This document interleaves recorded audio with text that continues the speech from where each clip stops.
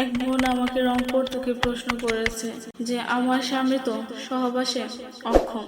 আমার বিয়ে হয়েছিল এক হুজুরের সঙ্গে, তাই তাদের সাথে বিভিন্ন বিষয়ে সমস্যা হয়ে থাকে।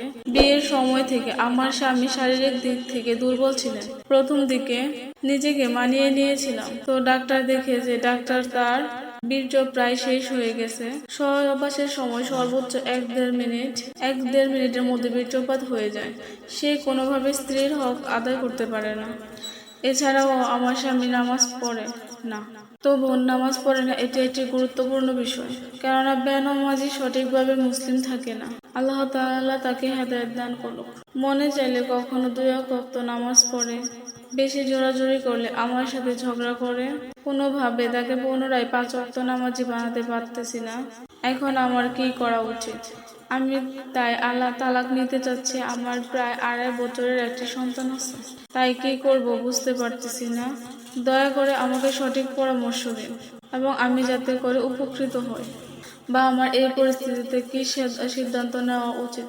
তো প্রিয় পর্দার আড়ালের মা ও বোনেরা, একটি হচ্ছে শরীয়তের বিষয়, আর একটি শরীয়তের বিধানে যেরকম স্বাধীনতা আছে আপনি এরকম করতে পারেন। তখন পরামর্শ আপনার জন্য যেটি বেশি উপকারী হবে দাম্পত্য জীবনে বা আপনার জন্য যে পরামর্শ সার্থক হবে বা উপকৃত হবেন সেই পরামর্শ দেওয়ার চেষ্টা করব। তো আশা করি বিষয়টি বুঝতে পেরেছেন। যদি কোনো পুরুষ বা নারীর জন্য ক্ষমতা না থাকে যাতে করে স্ত্রী স্বামীর হক আদায় না করতে পারে এবং স্বামী স্ত্রীর হক না আদায় করতে পারে, তো সেই ক্ষেত্রে তালাক নিয়ে নেওয়া বা তালাক দিয়ে দেওয়া জায়েজ। তার জন্য এটা স্বাধীনতা রয়েছে, ওয়াজিব নয়, জায়েজ। তাহলে আপনার স্বাধীনতা আছে, আপনি তালাক নিয়ে নিতে পারেন। দ্বিতীয় মাসালা হচ্ছে, যদি সত্যিই বেনামাজি হয়, এটা যদি বাস্তব সত্য হয় সঠিক মতে, যেহেতু বেনামাজি বড় কাফের, সেক্ষেত্রে বলা যায় যে তার সাথে সংসার করা জায়েজ নয় এবং সালাতের জন্য দাওয়াত দেবেন। সে যদি দাওয়াত অমান্য করে তার সাথে দাম্পত্য জীবন কন্টিনিউ করার কোনো যুক্তি নেই। এটা শুধু শরীয়তের দৃষ্টিতে। শারীরিক দুর্বলতার ক্ষেত্রে বলবো, আপনি বলেছেন যে চিকিৎসা করে যদি ভালো না হয় তাহলে আপনার স্বাধীনতা রয়েছে। তারপরে চেয়েছেন আপনার পরামর্শ যেহেতু আপনার একটা বাচ্চা আছে, এক্ষেত্রে আপনি যদি ধৈর্য ধারণ করেন, আমার শারীরিক চাহিদা পূরণ হোক বা না হোক, আমি ধৈর্য ধারণ করব বাচ্চাটার জন্য। বিশেষ করে নেক মানুষ হলে সুতরাং ধৈর্য ধারণ করতে পারেন। ধৈর্য ধারণ করলে যে আপনার গুনার আশঙ্কা আছে, গুনায় লিপ্ত হয়ে গুনায় লিপ্ত না হওয়ার কারণে আপনি দ্বিতীয়বার কাউকে বিয়ে করে নিতে পারেন। তো প্রিয় পর্দার আড়ালের মা ও বোনেরা, এই ছিল আজকের আমার গুরুত্বপূর্ণ আলোচনা।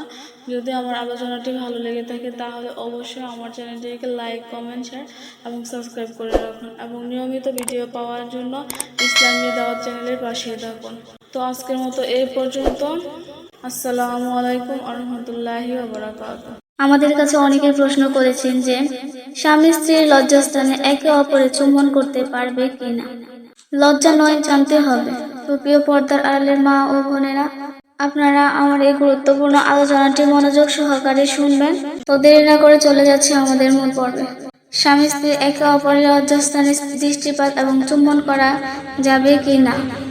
আবার কেউ কেউ এই প্রশ্ন করেছেন যে সেইখানে দেখা এবং চুম্বন করা যাবে কিনা। প্রিয় পর্দার আড়ালের মা ও বোনেরা, ইসলামিক শরিয়াতের দৃষ্টিতে লজ্জা নয়, জানতে হবে।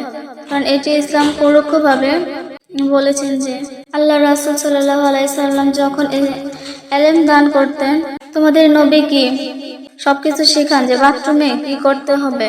সালমান ফার্সি সেদিন অত্যন্ত সুন্দর জবাব দিয়ে বলেছেন, কারণ এটি জানা আমাদের কাছে খুবই ইম্পর্টেন্ট। তো প্রিয় পর্দার আড়ালের মা ও বোনেরা, এটি আজকের একটি গুরুত্বপূর্ণ বিষয়, স্বামী স্ত্রীর একটি পরিপ্রেক্ষিত বিষয়। আল্লাহ রাসূল সেদিন সেই প্রশ্নের উত্তর দিয়েছিলেন যে তুমি তোমার লজ্জাস্থানকে হেফাজত করো, তোমার স্ত্রীকে ছাড়া। কেননা এই ক্ষেত্রে দেখা যায় স্বামী স্ত্রী একে অপরের পোশাক, তাদের সাথে ফিজিক্যালি ক্লোজ হওয়া যায়। এই ক্ষেত্রে যদি কোনো ব্যক্তিত্বের সমস্যা না হয় তাহলে তাদের লজ্জাস্থানের দিকে আকর্ষণ করা যাবে। সেই ক্ষেত্রে দৃষ্টিপাত করা নিষেধ না, হারামও না। স্বামী তার স্ত্রীর লজ্জাস্থানের দিকে তাকাতে পারবে, এটা কোনো নাজায়েজ বিষয় না। কারণ যেহেতু লজ্জাস্থানের দিকে দৃষ্টিপাত করলে যৌন চাহিদা বেড়ে যায়, তো এটি সম্পূর্ণ ব্যক্তিগত একটি বিষয়। যদি কেউ এমনটি করেন তাহলে এটি শরীয়তে কোনো নিষেধ নাই। সুতরাং এ বিষয়ে বলা যায় যে স্বামী স্ত্রী একে অপরের পুরো শরীরের দিকে দৃষ্টিপাত করতে পারে, এই বিষয়ে কোনো নায়েস বা কোনো ফতোয়া নেই। এছাড়া লজ্জাস্থানে একে অপরের হাত লাগালো সেটির কোনো নিষেধ নেই। তো বাকি রইল স্বামী স্ত্রী লজ্জাস্থানে চুম্বন করা যাবে কিনা। তো এটা একটি এমন বিষয় যেটা আমরা রুচির বিষয় মনে করি। সেখানে মুখ লাগানো অনেকগুলো কারণ রয়েছে, তা উচিত না। আল্লাহ তাআলা বলেছেন, আল্লাহ তাআলা যে বৈধ গ্রন্থগুলো দিয়েছেন, স্বামী স্ত্রীর সঙ্গে ফিজিক্যালি রিলেশন করা যায়, কিন্তু সেই ক্ষেত্রে সেই স্থান থেকে কিছু নাপাক কিছু জিনিস বের হয়, তা কিন্তু মুখে গেলে একটি খারাপ একটি কাজ হবে। দ্বিতীয় কারণ হচ্ছে মানুষের সবচেয়ে গুরুত্বপূর্ণ এবং সম্মানিত অঙ্গ হচ্ছে মুখ। চেহারা বা লজ্জাস্থানের কাছে মুখ নিয়ে যাওয়া কিন্তু এটা উচিত হবে না। তাছাড়া মুখ দ্বারা কিন্তু আমরা আল্লাহ তাআলার কালাম পাঠ করি, তো সেই ক্ষেত্রে স্বামী স্ত্রীর লজ্জাস্থানে মুখ লাগানো, তাছাড়া লজ্জাস্থান থেকে সংক্রমণ বের হতে পারে, তার জন্য এটি নিষেধ করা হয়েছে এবং নিজের জীবনের দিকটা লক্ষ্য করে এটি না করাই ভালো। এটি একটি ব্যক্তিত্বের বিষয়, তো নিজের স্ত্রীর সঙ্গে এগুলা না করাই ভালো। তো প্রিয় পর্দার আড়ালের মা ও বোনেরা, আশা করি আপনারা এই বিষয়টি বুঝতে পেরেছেন। যদি এই আলোচনাটি আপনাদের ভালো লেগে থাকে তাহলে অবশ্যই কমেন্টস করে জানাবেন।